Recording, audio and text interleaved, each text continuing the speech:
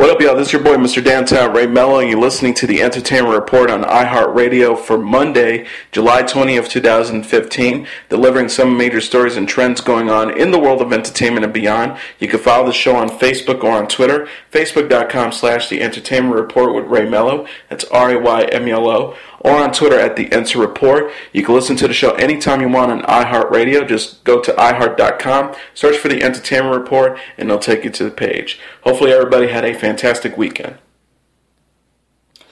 Real estate mogul and Republican presidential candidate Donald Trump continued his mounting attack on Senator John McCain Sunday via a USA Today op-ed. Trump began by saying John McCain has called his own constituents who wants a secure border crazies. No one in the news media or the establishment, including the Republican National Committee, criticized the senator for those comments, so Trump did. Trump wrote, promising to build state-of-the-art facilities. Our Department of the Veteran Affairs hospitals are outdated dumps. The current medical assistance to our veterans is a disaster. A Trump administration will provide the finest universal access health care for our veterans. They will be able to get the best care anytime and anywhere. Trump then brought in Republican presidential candidate Bernie Sanders into the mix, one of the politicians that he is actually running against for the Republican presidential nomination. He says, thanks to McCain and his Senate colleague Bernie Sanders, their legislation to cover up the VA scandal in which 1,000 plus veterans died waiting for their medical care makes sure no one has been punished, charged, jailed, fined, or held responsible. He continued by saying McCain has abandoned our veterans, setting up an attempt to woo voters from McCain's home state of Arizona. I will fight for them. He concluded by saying the reality is that John McCain, the politician, has made America less safe, sent our brave soldiers into the wrong-headed foreign adventures, cover up for President Obama with the VA scandal, and has spent most of his time in the Senate pushing amnesty. He would rather protect the Iraqi border than Arizona. Trump and McCain recently went to media blows when the Donald dropped the statement that he now wishes he had taken back. He's a war hero because he was captured, said Trump of McCain's military record. I like people that weren't captured. McCain later said that he doesn't need an apology, but that many of his contemporary veterans are certainly owed one. He said, when Mr. Trump says he prefers to be with people who are not captured, well, the great honor of my life was to serve in the company of heroes. I'm not a hero, but those who were my senior ranking officers, those that inspire us to do things we otherwise wouldn't have been capable of doing, those are the people that I think he owes an apology to.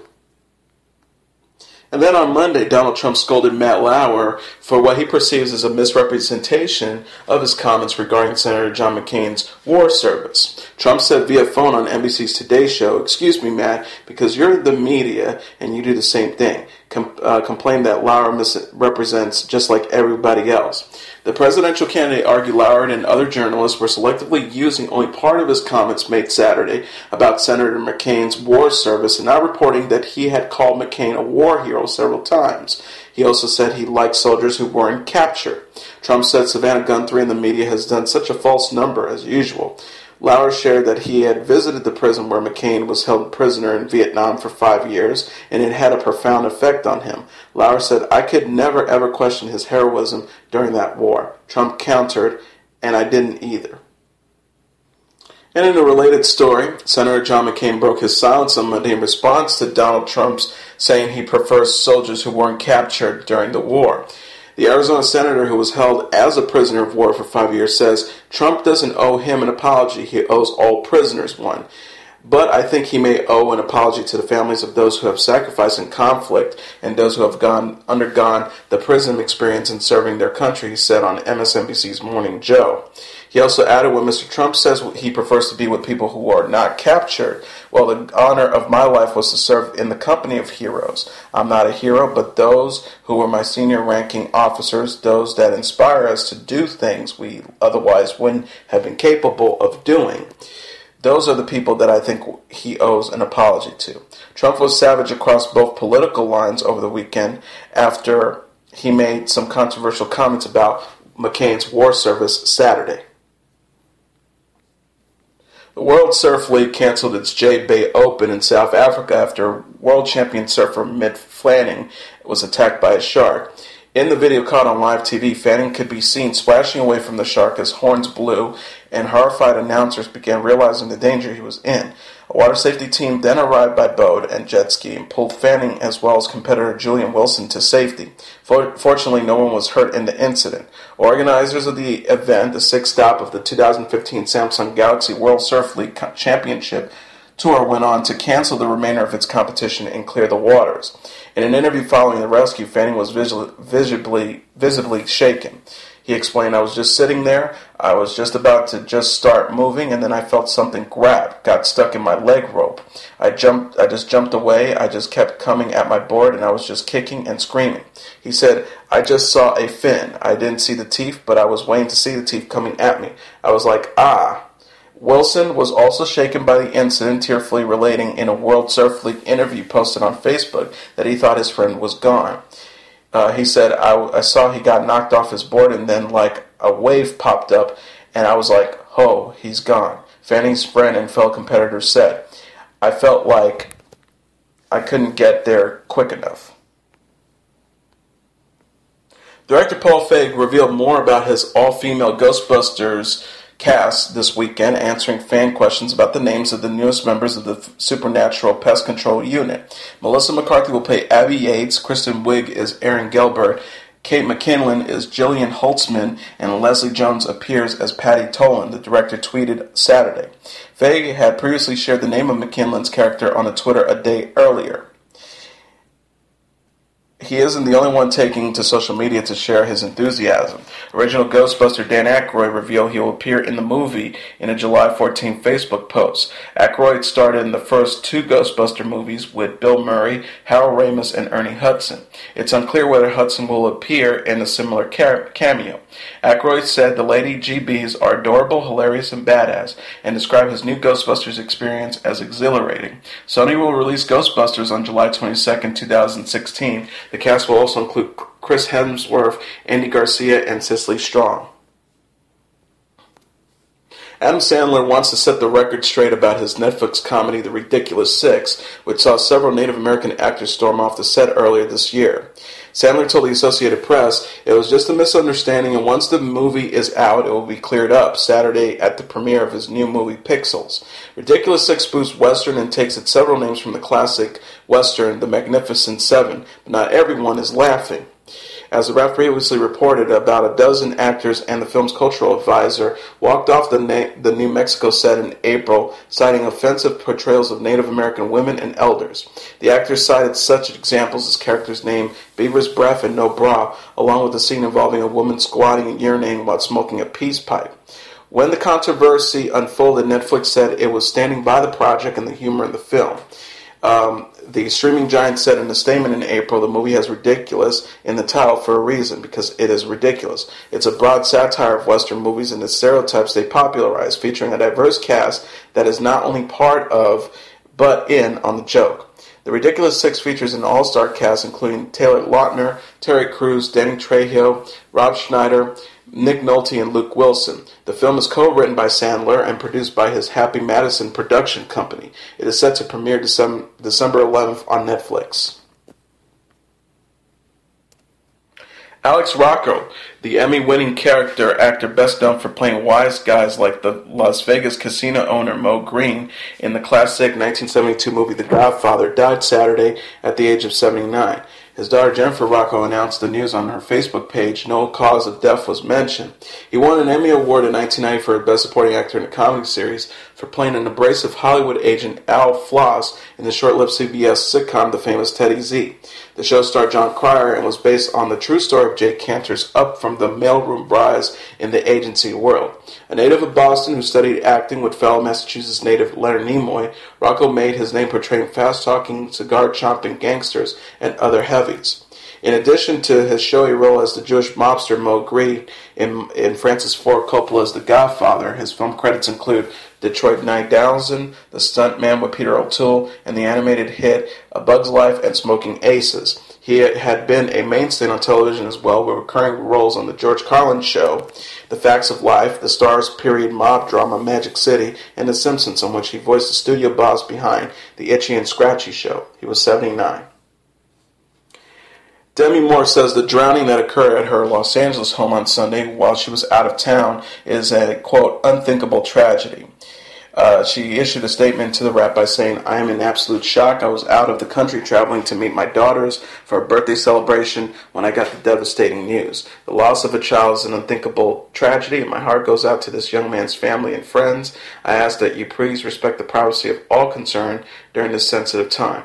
The victim was pronounced dead after being found unresponsive in a swimming pool in Moore's backyard. He had been attending a party hosted by one of the star's assistants. Officer Mike Lopez of the Los Angeles Police Department told the Wrap.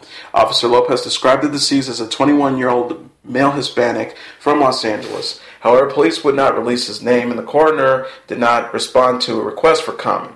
Lopez said an assistant had a small gathering of about 6 individuals, adding that the man was among the half-dozen guests at Moore's home located in the 9,700 block of Oak Pass Road. Police and members of the Los Angeles Fire Department responded to 911 calls at the house around 5 a.m. The man was pronounced dead at the scene, and the drowning was considered accidental. TMZ first reported the news and posted a photo of 3 squad cars and the coroner's van parked outside Moore's home. Comedian Dave Chappelle has never been shy when it comes to race, but the comedian says it's just a coincidence he's staging a comeback as the country deals with a series of racial issues, including the fatal police shooting of Michael Brown and the deaths of Eric Gardner and Freddie Gray in police custody. Chappelle told the Associated Press Saturday, "I think it is important to be out now, but what's going on in the world isn't why I initially came back out." He went on to say, "This is a very surprisingly emotional charged time, so people like me I think are very relevant and necessary in sorting through all this information and emotional content." The former Chappelle Show star made his comments at a gathering in Bridgehampton, New York, where he received an award from Russell Simmons' Russ Philanthropic Arts Foundation. During his acceptance speech, Chappelle said that the arts education he received in high school in Washington, D.C. helped him out of trouble. He went on to tell the audience that artists have a responsibility to be activists. He said, "The biggest enemy of an artist is apathy. A kid gets killed by the police and I buy a t-shirt, and before I can wear that one, there's another kid killed and I'm running out of closet space." Chappelle famously walked away from his Comedy Central show in 2005, just months after signing a $15 million deal with for a third and fourth season. Thomas Roberts made history behind the desk over the weekend. Roberts, who's an MSNBC host, became the first openly gay anchor on a network news broadcast when he hosted NBC Nightly News on Saturday, The Advocate reports. Roberts told The Advocate that it was a huge honor to anchor the program. His lead story in the broadcast centered on Donald Trump's negative comments about John McCain. Incidentally, Roberts was set to co-host the Miss USA pageant until he dropped out following the flap over Trump's remarks about Mexican immigrants. AC/DC drummer Phil Rudd was behind bars Sunday after being arrested in New Zealand, just days after he was sentenced to home detention for threatening to kill a man who used to work for him. The 61-year-old Australian-born drummer was arrested at his home on New Zealand's North Island on Saturday, though police refused to comment on the nature of the arrest, the New Zealand Herald reported. Rudd's lawyer, Craig Tuck, confirmed in an email Sunday that Rudd had been arrested and that he was due to appear in court on Monday for a bail application. Tuck said that he had spent an hour with Rudd at the local police station where he was being held under his court appearance. Tuck declined to say what his clients had been arrested or to comment further. Rudd was sentenced to 8 months of home confinement on July 9th after pleading guilty to threatening to kill a former employee and possession of methamphetamines and marijuana. Patrons of the Jersey Shore had a night to remember when rock legend Bruce Springsteen gave a surprise show that lasted for nearly 2 hours. The boss performed 15 songs Saturday night at the Wonder Bar in Ashbury Park, New Jersey, mixing in favorites that span his career. He concluded the show with Light of Day, which he dedicated to the huge crowd of people waiting from the sidewalk outside the venue because they couldn't get into the packed bar.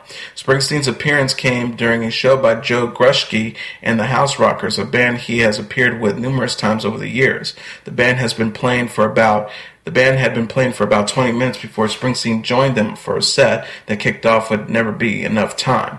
Springsteen has long been known for his drop-in performances at various establishments in Ashbury Park and other Jersey Shore hotspots, but the 65-year-old rocker hasn't done as many surprising appearances in recent years, making the event more special for fans. When he spoke saying the introduction of his 1982 hit Atlantic City during Saturday night's show, Springsteen paused after the line by saying, "But maybe everything that dies someday comes back." Springsteen said to Cheers, "Maybe Ashbury Park is back." Korean pop star Psy was reportedly involved in a car crash in Hangzhou in eastern China on July 16th. The incident occurred at 3 p.m. local time, according to People's Daily Online. Reports say that Psy, known for hits like Gangnam Style, Gentleman, and Hangover, was in a red Rolls Royce that collided with the bus at an intersection. Psy was said to be on his way from an airport to a hotel. No one was injured in the accident, and Psy left the scene in a Porsche that had been clearing the way for the Rolls Royce, the Chinese newspaper says. The Daily Mail states that both parties involved are settling compensation and repairs privately following the accident. Representatives for Psy did not respond to a request for comment at the time of the publication. Best friends Sir Ian McKellen and Sir Patrick Stewart could be the next big guests striding down Taylor Swift's tour catwalk. She even gave the two a squad shout-out on Twitter. "Thanks for reciting my lyrics. Add Ian McKellen and Sir Pat Stew. You've made my day. You two are ultimately squad goals." Taylor Swift. In the past week, both gentlemen have done separate dramatic readings of the pop star's lyrics. McKellen, who stars in the new film Mr. Holmes, shared some of his favorite lyrics with Yahoo reviewers. Little did we know that he soon bred off the words to Swift's Bad Blood and Mark Ronson and Bruno Mars' Uptown Funk. The Lord of the Rings stars looked casual chic in his blazer and tie-dye shirt and donned with a pair of glasses to make sure he got the lyrics just right. Stewart played a game on NPR's Ask Me Another segment where he recited Swift's Blank Space lyrics and fans had to guess what the song it was. The full segment will air on August 20th. The North American box office was a mixed bag this weekend. While Amy Schumer's female-fueled R-rated comedy Trainwreck overperformed, Disney and Marvel's AntMan came in somewhat behind expectations with $58 million. While that's certainly not a shabby number, it marks the second lowest debut for Marvel Studios since it went solo and launched its cinematic universe, beginning with Iron Man, which earned $98.6 million in May. Only The Incredible Hulk opened lower with $55.4 million. The opposite was true overseas when AntMan earned $56.4 million from its first 37 markets, while ahead of the first Captain America and Thor. That plus AntMan's global bow at $114.4 million. Internationally, it places behind the debut of Monster Hunt in China, which earned a mammoth $72 million, Minions $66.2 million, and Chinese film Yang Bang Mall, which earned $61 million. There's a blackout in China currently means no Hollywood titles on the marquee. Conversely, Trainwreck was up on Saturday for a $32.2 million weekend, almost matching Knocked Up, which made $32.9 million to mark the best debut of Judd Apatow's directing career. Thanks to female 66%, Trainwreck exceeded expectations and is a big win for popular comedian Schumer as she makes her feature film debut. Heading into the weekend, the Universal movie was expected to open to $20 million. The Emmy-nominated Schumer stars in and penned Trainwreck, which plays best in New York and Los Angeles, where Schumer is a media darling. The comedy, earning an A- cinema score and cost a modest $35 million to make, is the fifth film directed by Apatow, the first he didn't also write. Nearly 40% of the audience was under the age of 30. Pixar and Disney's Inside Out placed number 4 in its fifth weekend, grossing $11.7 million to jump the $300 million mark domestically with a total of $306.4 million through Sunday and a global come of $490.1 million. Jurassic World rounded out the top 5 in its sixth outing with $11.4 million for a domestic total of $611.1 million for Universal. Internationally, the blockbuster jumped to the $900 million mark to finish Sunday with an estimated $1.513 billion, overtaking fellow Universal title Furious 7 to become the number 4 title of all time. Indie Universal had a good weekend and 3 titles in the top 5 domestically, and the first time that that's happened since 2003. And Minion finished Sunday in third place with an estimate global come of $625.8 million. At the specialty box office, Woody Allen's Irrational Man launched to $188,115 for 5 theaters for Sony Picture Classics, the lowest debut for the director in 5 years. The mystery drama stars Joaquin Phoenix, Parker Posey, Jamie Blackley, and Emma Stone. However, Irrational Man's screening average of 37,623 was higher than Allen's last film, To Rome with Love, which debuted to $361,359 in 17 theaters for an average of $24,241. And Irrational Man's screen average is among the highest so far this year. Mr. Holmes, director Bill Condon, starring Sir Ian McKellen as Sherlock Holmes, opted for a large footprint. The movie opened to an estimate of $2.5 million for 363 locations, good enough for an 11th place finish. Roadside Attractions and Miramax are releasing the film in the U.S.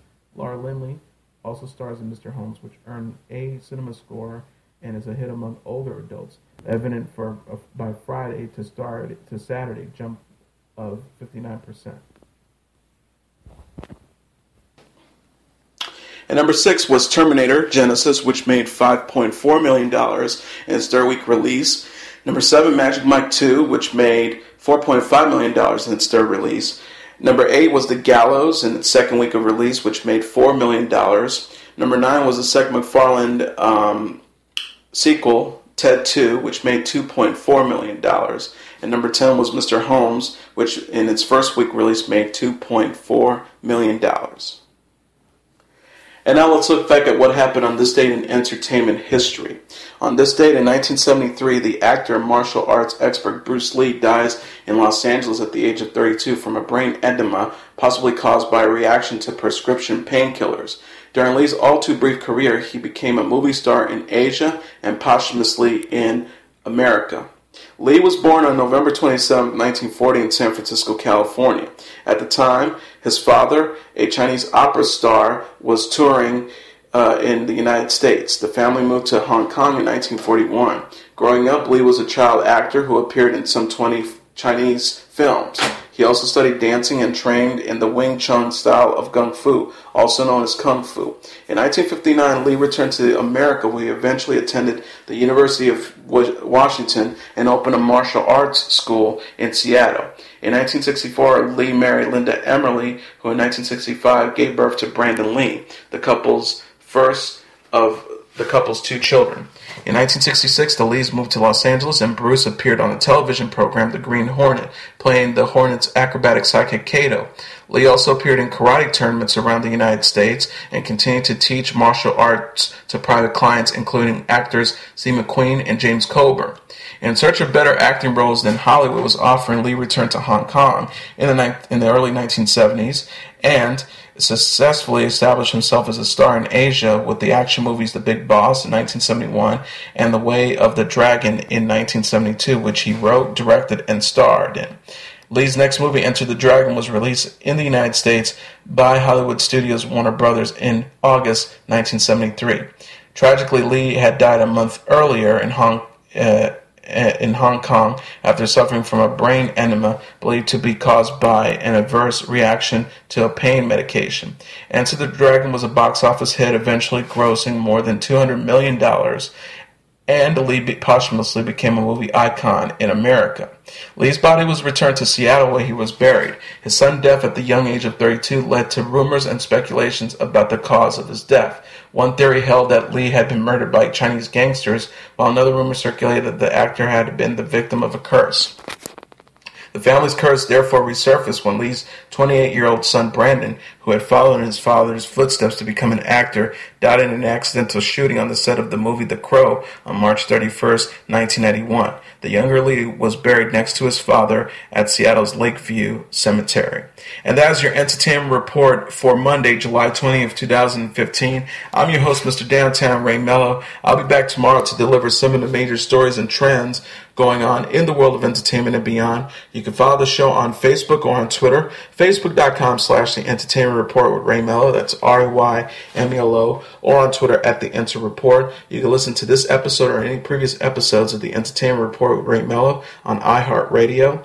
Just go to iHeart.com, search for The Entertainment Report, and they'll take you to the page. Good night, and God bless you all.